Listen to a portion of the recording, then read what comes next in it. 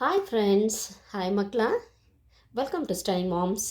ಈ ದಿನದ ವರ್ಕ್ಶೀಟಲ್ಲಿ ಏನಿದೆ ಅಂತ ಹೇಳಿಬಿಟ್ಟು ನೋಡೋಣ. ಮಕ್ಕಳ, ನಾವು ಹಿಂದಿನ ವಿಡಿಯೋದಲ್ಲಿ ಜ, ವ, ಮ, ಬ, ನ ಈ ವರ್ಕ್ಶೀಟನ್ನು ಕಲ್ತಿದ್ವಿ. ಅದನ್ನು ಯಾವ ರೀತಿಯಾಗಿ ಅಕ್ಷರಗಳನ್ನು ಬರೆಯೋದು ಅಂತ ಹೇಳಿಬಿಟ್ಟು ಕಲ್ತಿದ್ವಿ ಅಲ್ವಾ. ಸೊ ಈಗ ಇದಕ್ಕೆ ರಿಲೇಟೆಡ್ ಆಗಿರುವಂಥ ಕಂಟಿನ್ಯೂಯೇಷನ್ ವರ್ಕ್ಶೀಟ್ ಇದೆ. ಸೊ ಬನ್ನಿ ನೋಡೋಣ. ಈ ವರ್ಕ್ಶೀಟಲ್ಲಿ ಏನಿದೆ, ನೋಡಿ ಬರೆ. ನೋಡಿ ಬರೆ ಅಂದರೆ ಇಲ್ಲಿ ಅಕ್ಷರಗಳಿದಾವಲ್ವಾ. ನಾನು ಲಾಸ್ಟ್ ವಿಡಿಯೋದಲ್ಲಿ ಹೇಳಿದ್ದೆ, ಒಂದು ಬಾಕ್ಸ್ ಲೈನ್ ಎಕ್ಸಸೈಸ್, ಒಂದು ನೋಟ್ಬುಕ್ ಇರುತ್ತಲ್ವಾ. ಸೊ ಆ ನೋಟ್ಬುಕ್ಕಲ್ಲಿ ಈ ಅಕ್ಷರಗಳನ್ನು ನೀವು ಪ್ರಾಕ್ಟೀಸ್ ಮಾಡಬೇಕು ಅಂತ ಹೇಳಿದ್ದೆ. ಸೊ ಐ ಹೋಪ್ ನೀವು ಮಾಡಿರ್ತೀರ ಅಂದ್ಕೊಂಡಿರ್ತೀನಿ. ನೆಕ್ಸ್ಟ್ ಬನ್ನಿ, ಇಲ್ಲಿ ಸಹ ನೋಡಿ ಬರೆ ಅಂತ ಕೊಟ್ಟಿದ್ದಾನೆ. ಇಲ್ಲೂ 2 ಲೈನನ್ನು ಕೊಟ್ಟಿದ್ದಾನೆ. ಸೊ ನಾವೇನು ಮಾಡಬೇಕು, ಜ ಅನ್ನೋದನ್ನು ಯಾವ ರೀತಿಯಾಗಿ ಬರಿಬೇಕು ಅಂತ ಹೇಳಿಬಿಟ್ಟು ನೋಡಿದ್ವಲ್ವಾ. ಸೊ ಅದೇ ರೀತಿ ನಾವು ಜ ಅನ್ನೋದನ್ನು ಪ್ರಾಕ್ಟೀಸ್ ಮಾಡ್ತೀವಿ. ಇಲ್ಲಿ ನೋಡಿ, ಜ ಪ್ರತಿ ಸಲ ನಾವು ಬರೀತಿರುವಾಗ ಅದನ್ನು ಉಚ್ಚಾರಣೆ ಮಾಡಬೇಕು ಅಂತ ಅಂದರೆ ಆ ಅಕ್ಷರವನ್ನು ನಾವು ಜೋರಾಗಿ ಹೇಳಬೇಕು.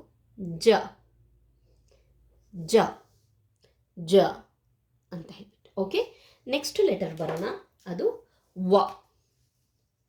ಇಲ್ಲಿ ನೋಡಿ, ಬರೀತಿರುವಾಗ ಇದು ಇಲ್ಲಿಂದನೇ ಸ್ಟಾರ್ಟ್ ಆಗಬೇಕು. ವ ವ ವ. ಸೊ ಇದೇ ರೀತಿಯಾಗಿ ಕಂಟಿನ್ಯೂ ಆಗುತ್ತೆ. ನೆಕ್ಸ್ಟ್ ನೋಡೋಣ ಮಕ್ಕಳೇ. ಇನ್ನೊಂದೇನಪ್ಪ ಅಂತಂದರೆ, ನಾವು ವನ ಇಲ್ಲಿಂದ ಸ್ಟಾರ್ಟ್ ಮಾಡೋಂಗಿಲ್ಲ, ಈ ರೀತಿಯಾಗಿ ಬರೋಂಗಿಲ್ಲ. ಇದು ರಾಂಗ್ ಆಯಿತಾ. ಮತ್ತು ಇನ್ನು ಕೆಲವರು ಈ ರೀತಿಯಾಗಿ ಬರೀತಾರೆ. This is also wrong. So ಈ ರೀತಿಯಾಗಿ ನಾವು ಬರೆಯೋಂಗಿಲ್ಲ. ವ ಅನ್ನೋದು ಯಾವತ್ತು ಈ ರೀತಿ ಕೆಳಗಡೆಯಿಂದನೇ ಸ್ಟಾರ್ಟ್ ಆಗಬೇಕು, ಇಲ್ಲಿಗೆ ಸ್ಟಾಪ್ ಆಗಬೇಕು. ಓಕೆ ಓಕೆ, ನೆಕ್ಸ್ಟ್ ನೋಡೋಣ. ನೆಕ್ಸ್ಟ್ ಬರುತ್ತೆ ಅಕ್ಷರ ಮ.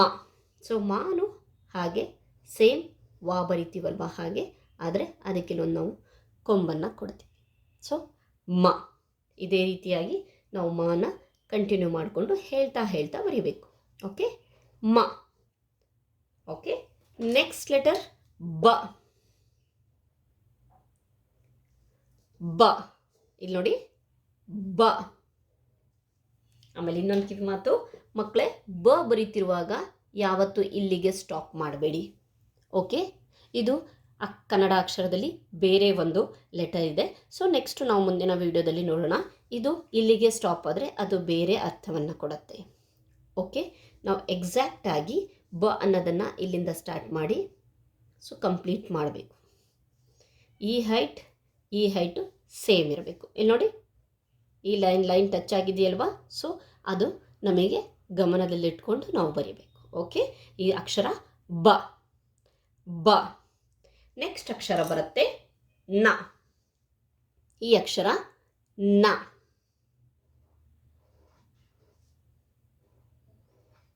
ಓಕೆ, ಆಲ್ಮೋಸ್ಟ್ ನಾ ಬರೀತಿರುವಾಗ ಕಾಮನ್ ಆಗಿ ಮಕ್ಕಳು ಏನು ಮಾಡ್ತಾರೆ, ಹೀಗೆ ಮಾಡ್ತಾರೆ, ಬಹಳಷ್ಟು ಹೀಗೆ ಉಲ್ಟಾ ಬರೀತಾರೆ. ಸೊ ಇದು ನೋಡೋಕ್ಕೆ ನಾ ಥರ ಕಾಣಿಸುತ್ತೆ, ಬಟ್ ಆದರೆ ಈ ಮೆಥಡ್ ತಪ್ಪು ಆಯಿತಾ. ನಾವು ಯಾವತ್ತೂ ನಾನ ಇಲ್ಲಿಂದನೇ ಸ್ಟಾರ್ಟ್ ಮಾಡಬೇಕು, ಇಲ್ಲಿಂದನೇ ಸ್ಟಾಪ್ ಮಾಡಬೇಕು. ಈ ಎರಡು ಇಲ್ಲಿ ಟಚ್ ಆಗಬೇಕು, ಈ ಲೈನ್ಸಿಗೆ ಇದರ ತುದಿ ಟಚ್ ಆಗಬೇಕು. ಓಕೆ, ನಾವು ಅದನ್ನು ಬಿಟ್ಟು ಹೀಗೆ ಬರೆಯೋದು. ಸೊ ಬೇಸಿಕ್ಕಲ್ಲೇ ಮಕ್ಕಳೇ, ನೀವು ಈ ಎಲ್ಲ ಒಂದು ಮಿಸ್ಟೇಕ್ಸ್ಗಳನ್ನು ಅವಾಯ್ಡ್ ಮಾಡಿದ್ರೆ ನೆಕ್ಸ್ಟು ನಮ್ಮ ಕಲಿಕೆಯಲ್ಲಿ ಯಾವುದೇ ರೀತಿಯ ತೊಂದರೆ ಬರೋದಿಲ್ಲ ಆಯಿತಾ. ನೆಕ್ಸ್ಟ್ ಇದಾಯ್ತಲ್ವಾ, ನೋಡಿ ಬರೆ ಮುಗೀತು. ನೆಕ್ಸ್ಟ್ ಬರೋಣ, ಈ ಕೆಳಗಿನ ಚಿತ್ರ ಪದಗಳನ್ನು ಓದಿ ಬರೆ. ಈಗ ಏನಾಗುತ್ತಪ್ಪ ಅಂತಂದರೆ, ಇಷ್ಟೊತ್ತುವರೆಗೆ ನಾವು ಏನು ಮಾಡಿದ್ವಿ, ಅಕ್ಷರಗಳನ್ನು ಐಡೆಂಟಿಫೈ ಮಾಡಿದ್ವಿ, ಅದನ್ನು ಬರೆದ್ವಿ. ಈಗ ಆ ಅಕ್ಷರಗಳನ್ನು ಚಿತ್ರದ ಜೊತೆಗೆ ಸೇರಿಸಿ ಹೇಳೋಣ. ಬೇರೆ ಯಾವ ಅಕ್ಷರಗಳು ಇದ್ರ ಜೊತೆಗೆ ಇನ್ಕ್ಲೂಡ್ ಆಗಿರೋದಿಲ್ಲ. ಲಾಸ್ಟ್ ಒಂದು ಹಂತದಲ್ಲಿ ಕಲ್ತಿರುವಂತಹ ರ, ಗ, ಸ, ದ, ಅ, ಅದರ ಜೊತೆಗೆ ಈ ದಿನ ಒಂದು ಕಲ್ತಿರುವಂತಹ ಜ, ವ, ಮ, ಬ, ನ ಈ ಅಕ್ಷರಗಳು ಸೇರಿಕೊಂಡು ಮಾಡಿರುವಂತಹ ಚಿತ್ರಗಳು ಅಷ್ಟೇ. ಏನಿದೆ ಈ ಚಿತ್ರದಲ್ಲಿ, ಇಲ್ಲೆಲ್ಲ ಏನಿದೆ, ಫಸ್ಟು ಚಿತ್ರವನ್ನು ಗಮನಿಸಿ ಮಕ್ಕಳೇ. ಇವರೆಲ್ಲ ಯಾರು? ಹೌದು, ಜನರು ಅಲ್ವಾ? ಹೌದು, ಜನ ಅಲ್ವಾ ಇವರಲ್ವಾ? ಸೊ ಹಾಗಾಗ್ಬಿಟ್ಟು ಇಲ್ಲಿ ಅದೇ ಬರೆದಿದ್ದಾರೆ. ನಾವಿಲ್ಲಿ ಕಲ್ತಿದ್ವಲ್ವಾ ಏನು? ಇದು ಜ, ಇದು ನ, ಜ ನ. ನೋಡಿ ಇಲ್ಲಿ ನಮಗೆ ಪದ ಬಂತು. ಏನು ಬಂತು? ಒಂದು ಪದ ಬಂತು. ನಾವು ಏನು ಅಕ್ಷರ ಕಲ್ತಿದ್ದೀವಲ್ವಾ, ಸೊ ಆ ಅಕ್ಷರದ್ದೇ ಪದ ನಮಗೆ ಬಂದಿದೆ. ಇಲ್ಲಿ ಚಿತ್ರ ನೋಡಿ, ಫಸ್ಟು ಚಿತ್ರವನ್ನು ಐಡೆಂಟಿಫೈ ಮಾಡಬೇಕು. ಓಕೆ, ಜನ. ಓಕೆ, ನೆಕ್ಸ್ಟ್ ಈ ಚಿತ್ರ ನೋಡಿ. ಈ ಚಿತ್ರ ಯಾವ ರೀತಿಯಾಗಿ ಕಾಣಿಸ್ತಿದೆ? ಸರ ಟೈಪಲ್ಲಿ ಕಾಣಿಸ್ತಿದೆ, ಹೌದಲ್ವಾ? ಹೌದಲ್ವಾ? ಓಕೆ, ನೆಕ್ಸ್ಟ್ ಮತ್ತೆ ಯಾವ ಥರ ಕಾಣಿಸ್ತಿದೆ? ಹೌದು, ಇಲ್ಲಿ ನೋಡಿ, ಇಲ್ಲಿ ಬರೆದಿದ್ದಾರೆ ನ ಗ. ಗ ಅನ್ನೋದು ಈ ಹಂತದಲ್ಲಿ ಕಲ್ತಿಲ್ಲ, ಬಟ್ ಫಸ್ಟ್ನೇ ಹಂತದಲ್ಲಿ ಅಕ್ಷರಾಭ್ಯಾಸ ಹಂತ 1ರಲ್ಲಿ ನಾವು ರ, ಗ, ಸ, ದ, ಆ ಇಷ್ಟನ್ನು ಕಲ್ತಿದ್ದೀವಲ್ವ. ಅದರೊಳಗಡೆ ಗ ಆಲ್ರೆಡಿ ನಮಗೆ ಗೊತ್ತು, ಇದು ಗ ಅನ್ನೋ ಅಕ್ಷರ. ಹೌದು, ನ ಗ, ನಗ. ಇದನ್ನೇನಂತೀವಿ? ನಗ. ಹೌದು. ನೆಕ್ಸ್ಟ್ ಬರೋಣ. ಈ ಚಿತ್ರ ನೋಡಿ, ಏನಿದು? ಹೌದು, ಬೇಗ ನೋಡಿದ ತಕ್ಷಣ ನಾವು ಹೇಳ್ಬಿಡ್ತೀವಿ ಇದು ಮರ ಅಂತ ಹೇಳಿಬಿಟ್ಟು ಅಲ್ವಾ? ಮರ, ಇಂಗ್ಲೀಷಲ್ಲಿ ಟ್ರೀ ಅಂತ ಹೇಳ್ತೀವಿ, ಮರ. ಓಕೆ, ಇಲ್ಲಿ ನೋಡಿ, ಈಗ ನೋಡಿ ಅದೇ ಸೇಮ್ ಇದೆಯಾ ಅಂತ ಹೇಳ್ಬಿಟ್ಟು ನಿಮ್ಮ ಆನ್ಸರು. ಮ ಅಕ್ಷರ ಮ, ರ, ಹೌದು ರ, ಮರ. ಹೌದು. ನೆಕ್ಸ್ಟ್ ನೋಡಿ, 3 ಲೆಟರ್ ವರ್ಡ್ಸು. ಫಸ್ಟ್ ಚಿತ್ರನ ಐಡೆಂಟಿಫೈ ಮಾಡೋಣ. ಯಾವ ಥರ ಕಾಣಿಸ್ತಿದೆ? ಹೌದು, ಬಸವ ಅಲ್ವಾ? ಹೌದು, ಬಸವ. ಸೊ ಬ ಸ ವ, ಬಸವ ಅಲ್ವಾ? ಇಲ್ಲಿ ನೋಡಿ, ನಾವು ಈ ಚಿತ್ರವನ್ನು ನೋಡಿಬಿಟ್ಟು ಹೇಳಿದ್ವಿ, ಅದ್ರ ಜೊತೆಗೆ ನಾವು ಈ ಅಕ್ಷರಗಳನ್ನು ಸಹ ಓದಿದ್ವಿ. ಫ್ರೆಂಡ್ಸ್, ಇನ್ನೊಂದೇನಪ್ಪ ಅಂತಂದರೆ, ನಾವು ಕಂಟಿನ್ಯೂ ಆಗಿ ಬಸವ ಅಂತ ಮಗು ಹೇಳಬೇಕು, ನಮ್ಮಷ್ಟೇ ಫಾಸ್ಟಾಗಿ ಹೇಳಬೇಕು ಅಂತ ಎಕ್ಸ್ಪೆಕ್ಟ್ ಮಾಡಬೇಡಿ ಪ್ಲೀಸ್. ಏನಪ್ಪ ಅಂತಂದರೆ, ಮಗು ಫಸ್ಟ್ ಒಂದು ಸ್ಟೆಪ್ಪಲ್ಲಿರೋದ್ರಿಂದ ಸೊ ಅವನಿಗೆ ಅವನದೇ ಆದಂತಹ ಒಂದು ಟೈಮ್ ಕೊಡಿ, ಸಿಂಗಲ್ಲಾಗಿ ಹೇಳಿ ಅವನು. ಇದು ಬ ಸ ವ, ಬಸವ. ಆಮೇಲೆ ಅವನು ಜೋಡಿಸಿ ಓದೋದನ್ನು ಕಲಿತಾನೆ. ಓಕೆ, ನೆಕ್ಸ್ಟ್ ಈ ಕೆಳಗಿನ ಚಿತ್ರಪದಗಳನ್ನು ಓದಬೇಕು, ಪ್ಲಸ್ ನಾವಿಲ್ಲಿ ಬರೀಬೇಕು ಕೂಡ. ಜ ನ, ಜನ. ನ ಗ, ನಗ. ಮ ರ, ಮರ.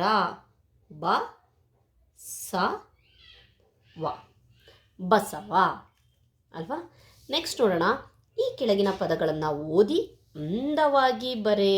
ಹೌದು, ಈಗಾಗಲೇ ನಮಗೆ ಜವಮಬ್ಬನ ಐಡೆಂಟಿಫಿಕೇಷನ್ ಆಗಿಬಿಟ್ಟಿದೆಯಲ್ವಾ? ಸೊ ಅದನ್ನೆಲ್ಲ ನಾವು ಬಿಟ್ಟು ಚಿತ್ರಗಳ ಮೂಲಕನೂ ಸಹ ನಾವು ಓದಿದ್ದೀವಿ, ಇಲ್ಲಿ ಬರೆದಿದ್ದೀವಿ. ಸೊ ಈಗ ನಾವೇನು ಮಾಡಬೇಕು? ಇದುಗಳನ್ನು ಫಸ್ಟು ಓದಬೇಕು, ಅದಾದಮೇಲೆ ಅಂದವಾಗಿ ಬರಿಬೇಕು. ಆಯಿತಾ? ನೋಡೋಣ. ವರ, ವ ರ, ವರ. ರ ಜ, ರಜ. ನ ಗ, ನಗ. ಗ ಜ, ಗಜ. ಜ ಗ, ಜಗ. ಜ ನ, ಜನ. ವ ನ, ವನ. ಇಲ್ಲಿ ನೋಡಿ, ಇದೆಲ್ಲ 2 ಅಕ್ಷರದ ಪದಗಳು. ಓಕೆ, ನೆಕ್ಸ್ಟ್ ನೋಡಿ, ಈಗ 3 ಅಕ್ಷರದ ಪದಗಳು. ಗ ಮ ನ, ಗಮನ. ಅ ವ ನ, ಅವನ. ಸಮರ, ನಗರ, ದವಸ. ಇದು 4 ಲೆಟರ್. ಅ ವ ಸ ರ, ಅವಸರ. ನ ವ ರ ಸ, ನವರಸ. ನೋಡಿದ್ರ, ನಾವು ಇಲ್ಲಿಯವರೆಗೆ ರಗಸದ ಅ ಅನ್ನೋ 5 ಅಕ್ಷರ ಪ್ಲಸ್ ಜವಮಬ್ಬನ ಅನ್ನೋ 5 ಅಕ್ಷರ, ಈ 5 ಅದೈದು ಈ 5 10 ಅಕ್ಷರಗಳನ್ನು ಕಲ್ತಿದ್ದೀವಿ. ಆ 10 ಅಕ್ಷರಗಳನ್ನು ಒಳಗೊಂಡಂತಹ ಇಷ್ಟೊಂದು ಪದಗಳನ್ನು ನಾವು ಕಲ್ತಿದ್ದೀವಿ ಅಲ್ವಾ ಮಕ್ಕಳ? ಐ ಹೋಪ್ ಈ ಒಂದು ವಿಡಿಯೋ, ಈ ಒಂದು ವರ್ಕ್ಶೀಟ್ ಬಹಳಷ್ಟು ಯೂಸ್ಫುಲ್ ಆಗಿರುತ್ತೆ ಅಂದ್ಕೊಂಡಿರ್ತೀನಿ. ಓಕೆ, ನೆಕ್ಸ್ಟ್ ಒಂದು ವಿಡಿಯೋದಲ್ಲಿ ಇದೇ ಹಂತಕ್ಕೆ ಸಂಬಂಧಪಟ್ಟಂಥ ಇನ್ನೂ ಬಹಳಷ್ಟು ವರ್ಕ್ಶೀಟ್ಸ್ಗಳಿದೆ, ಅದನ್ನು ಸಾಲ್ವ್ ಮಾಡೋಣ. Okay, bye, thank you.